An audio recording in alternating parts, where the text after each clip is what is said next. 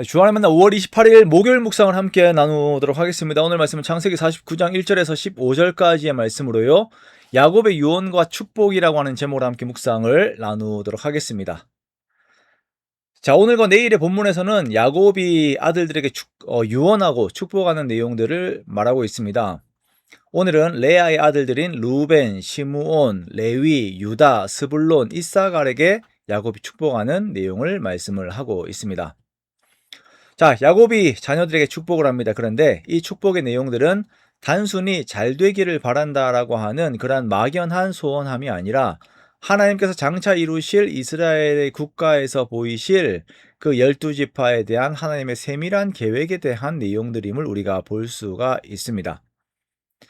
지금 이들은 그들의 삶에서 행한 악한 일들로 인하여서 저주와 같은 말들을 듣기도 하지만 이후 역사를 통하여서 하나님께서 이 모든 것들을 선함으로 이루어 나아가시는 것도 우리가 보게 됩니다. 야곱은 축복을 하면서 모든 아들들을 불러 모읍니다. 그리고 유언을 말하지요. 이 일들은 이제 말하는 이 일들은 후일에 이들이 당할 일이 될 것이다 라고 말을 합니다. 즉 하나님께서 이것을 이루실 것이다 라는 것이에요. 야곱은 자신이 아버지 이삭으로부터 몰래 축복의 내용들을 받았습니다. 그렇죠. 그래서 이 일로 인하여서 에서와의 관계에서 큰 어려움을 당하게 되었습니다. 그런데 이제는 야곱이 이 일들을 완전히 공개를 하죠. 그렇게 이 축복의 일들이 유언의 모든 내용들이 하나님으로부터 주어진 것임을 공식화하는 것입니다. 자, 먼저 첫 유언은 장자 루벤에게 주어지며 이 자리에서 공식적으로 장자권이 박탈됩니다. 루벤의 성향은 물의 끓음과 같이 충동적이고 불안정합니다. 그것이 루벤으로 하여금 아버지의 침상에 오르는 범죄를 저지르게 하였죠.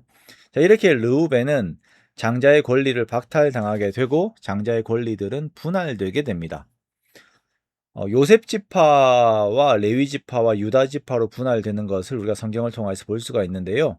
요셉 지파는 물질과 토지의 장자가 되어서 두 몫을 받게 됩니다. 그래서 우리가 어제 보았던 에브라임과 므낫세 두 요셉의 아들들이 야곱의 장자가 되어서 그들에게 이렇게 두 몫이 분할되는 것을 우리가 보았습니다. 자, 그리고 레위 지파는 종교와 영성의 장자가 되어서 이스라엘의 장자를 대속하여서 하나님께 드려지게 됩니다.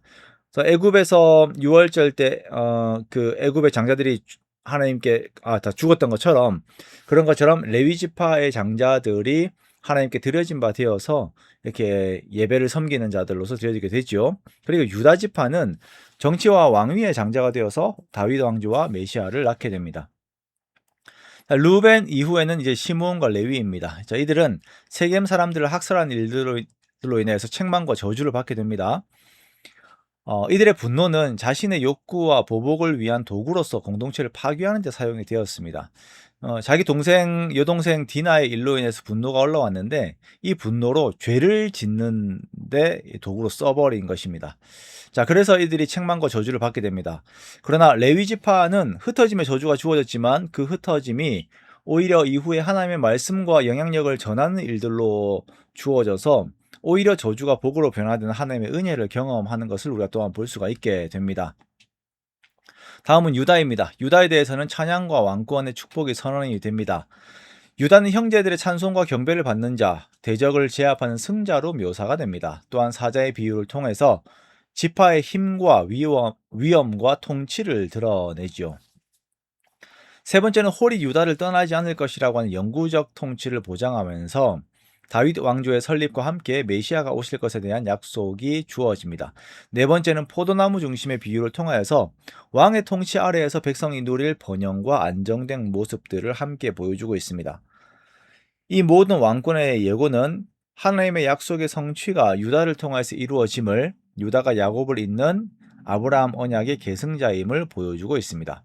다음은 스불론과 이사갈입니다. 스불론은 배들이 드나드는 바닷가에 거주한다라고 묘사가 됩니다. 이것은 이들이 해상 교역과 외부 세계와의 접촉을 통한 생존 방식으로 살아갈 것을 상징하는 것으로 이해가 됩니다.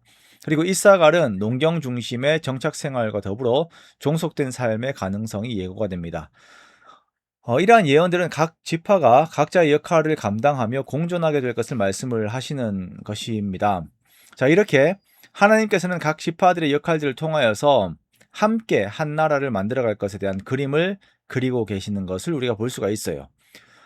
이 내용들을 보면 이들의 범죄들, 각 형제들의 범죄들로 인하여서 좋지 않은 역할들을 맡게 되는 부분도 있는 것처럼 보이기도 합니다. 그런데 하나님께서는 이들 각자의 모습을 통하여서, 이들이 잘났든지 못났든지 이들 각자의 모습들을 통하여서 하나의 아름다운 나라를 만들어 가기를 원하고 계시는 것입니다.